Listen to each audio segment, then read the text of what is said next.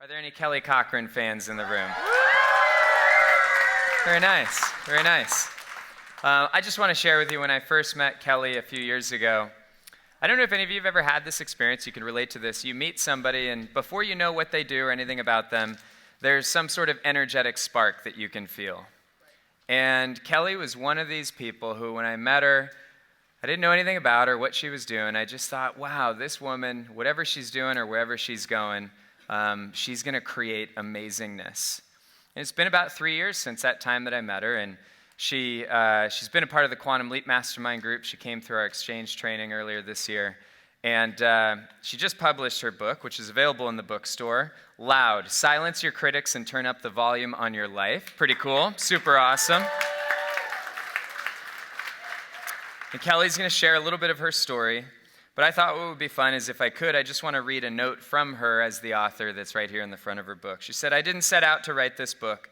I set out to write another boring marketing book, but this book came out instead. If I knew this project would take a full year to complete, I would have done something much more productive, not to mention lucrative with my time. But I didn't really have a choice. I was so fed up with how strong, opinionated women are treated in today's society. Loud women ruffle feathers. Loud women raise hackles. Loud women make people uncomfortable. And society wants to keep us quiet. Shh, shh. Let's keep it down. It's not the time for that.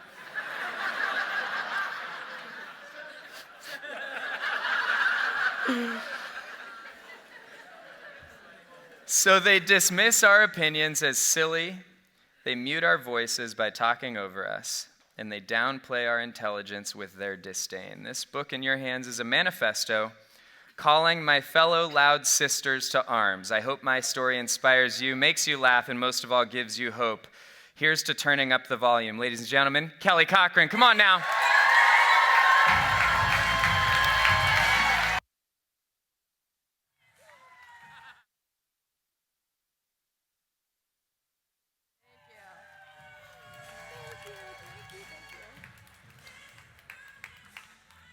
Such a nice intro.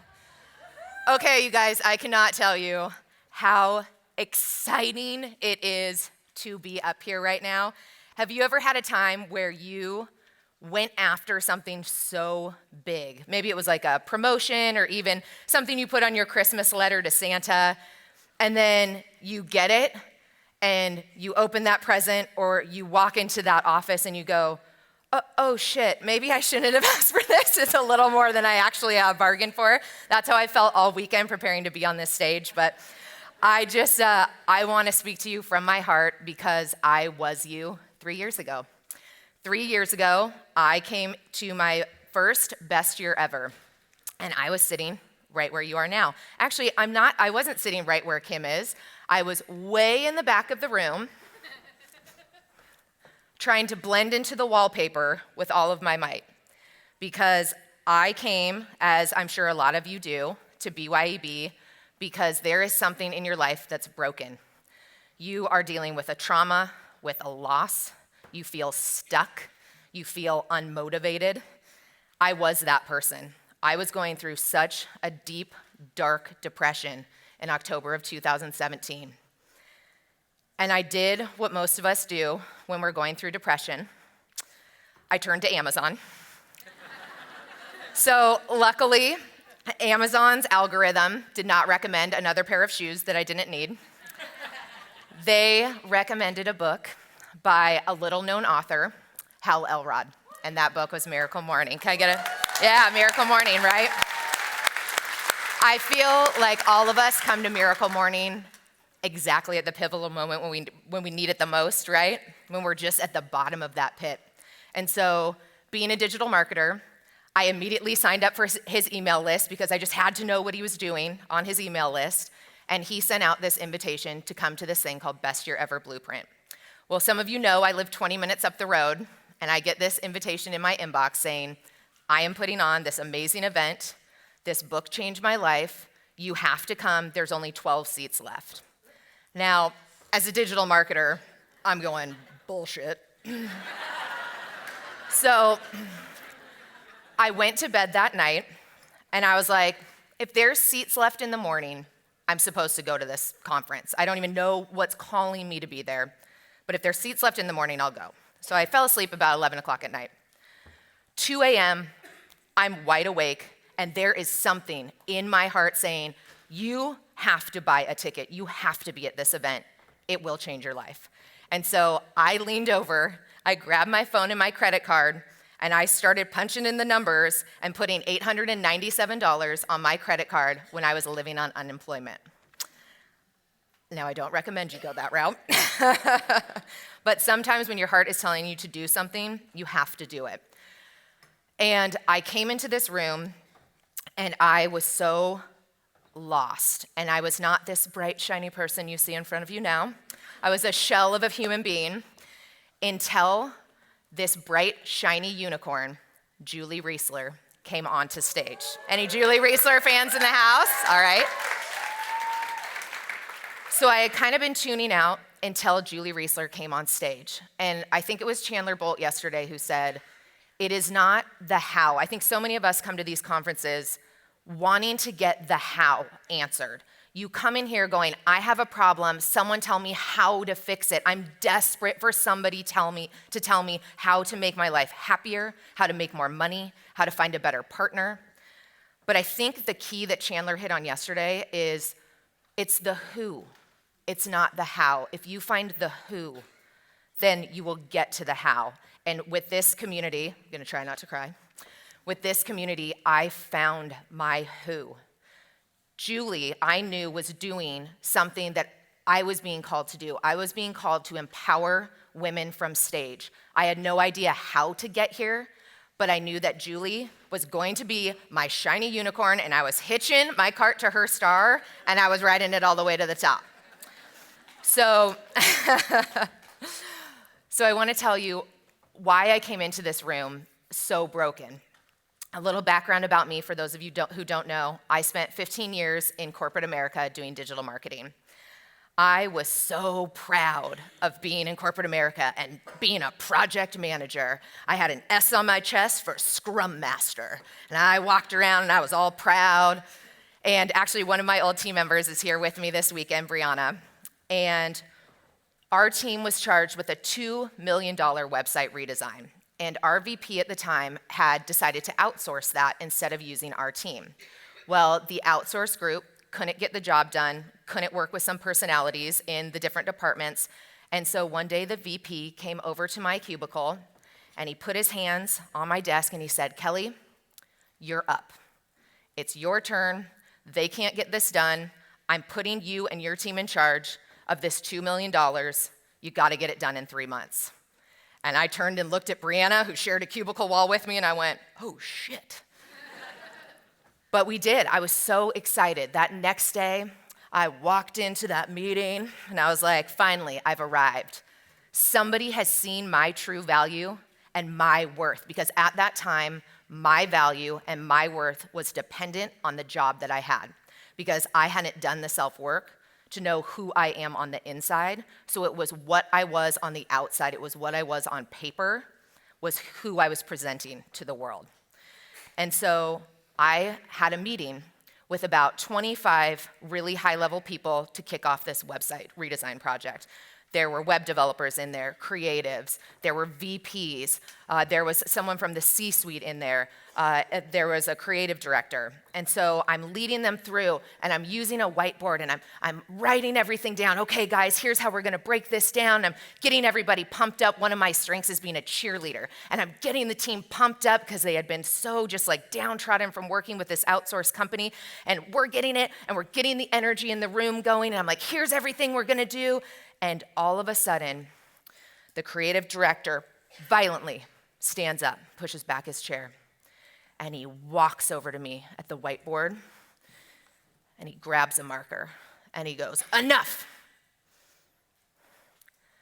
Points the marker at my chest, and he says, sit down, shut up, you're done talking.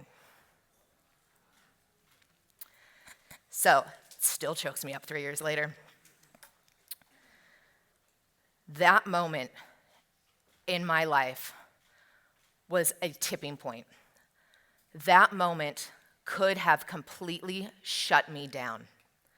That moment could have made me say to myself that the only way to survive in corporate America was to be pretty, to be polished, to be professional, but most of all, to be quiet and behave.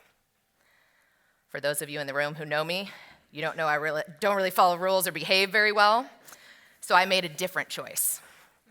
I chose to lean in to what I knew my true personality was, and that was to be loud. So, spoiler alert, people in the C-suite in corporate America don't really like a mouthy broad telling them how they're not running their company correctly. So, I was let go. So, I lost my sense of self and my sense of purpose when I got fired. And that is the depression and the state that I walked into this room with. So I want to tell you guys, we are all running a race, whether you know it or not. We're running a race against time. None of us know how long we have on this planet. Asma, you don't know. Carissa, you don't know. Kim, you don't know. I don't know. So why are you waiting for someone else to give you permission to go after that thing that you want? To live the life that you know you were put on this planet to lead. Some of you think you're running the right race, but really all you've been doing is running on a track, chasing your tail. I can see some nods in the room. For some other of you, you know that there is a path that you want to follow. You can see your end destination, but you're stuck at the starting blocks, and you are waiting for someone else to pull the trigger on that gun to give you permission to go and run your race. So because I'm exchange trained, I want to do a little activity, and I want to be your cheerleader and your starting gun, and I want to be your shiny unicorn for the rest of this weekend. I want to imbibe you with all the energy and love that I have gotten from this group for the past 3 years. So, are you guys ready to do a real quick activity with me? Yes! Awesome. Okay, so here's what we're gonna do. I want everyone to close their eyes. Big deep breath in. Exhale. Now, what I want you to envision is I want you to think of one word. This is going to be your action word for 2020. This is going to be the one word that when you get out of this BYE bubble, when your coworkers start needing things, when your kids start needing things, when your spouse starts bugging you, when this BYEB magic starts to fade in a few months, and you forget all the goals you set here, I want this one word to be your starting gun, to remind you that you and only you have the power to set you off on the path to your dreams. So I'll give you some examples. My word for this last year was action. I was bound and determined to take massive inspired action. That word is literally what got me to write and publish a bestseller in 10 months. It got me to completely shift my business, and it got me on stage here today. That one simple word. You can borrow it. If action's your word, borrow that word. Maybe your word is health, like Hal Elrod's. Maybe your word is family this year. Maybe your word is empower or inspire. Now, if everybody has a word in their head, I want you to think of your favorite color. And I want you to think of that word glowing in your favorite color, burning the inside of your eyelids. Like a neon sign, you can hear the buzzing of the neon. I see a lot of smiles. Everybody's got that word. Awesome. All right, so what I'm going to do is I'm going to have you, when I say go, I'm going to have us all stand up. And how do they start a race? They start a race by saying, on your mark, get set, go. So when I say go, we're all going to stand up. And when I say on your mark, get set, go, we are all going to yell our action word for 2020 as loud as we can. I don't know if you guys noticed, when Brother James is up here and when Patricia Moreno is up here leading dancing, the floor is shaking, these chandeliers are shaking. It's a little terrifying asking you to do this while I'm standing under them right now. But this is our last year at Best Year Ever. John is not gonna get called by the Hyatt security telling him that we're never allowed back. It doesn't matter. So I want to see how much we can shake these chandeliers with the conviction that we are all going to take massive inspired action this next year. Is everybody ready? Awesome. All right, let's stand up. Everybody has your word in your mind. Clear, clear, clear. All right, remember the words are on your mark, get set. When I say the magic G word, we yell as loud as we can, hands up to the sky. Let's bring these chandeliers down, except not this one. Okay. All right, ready? On your mark,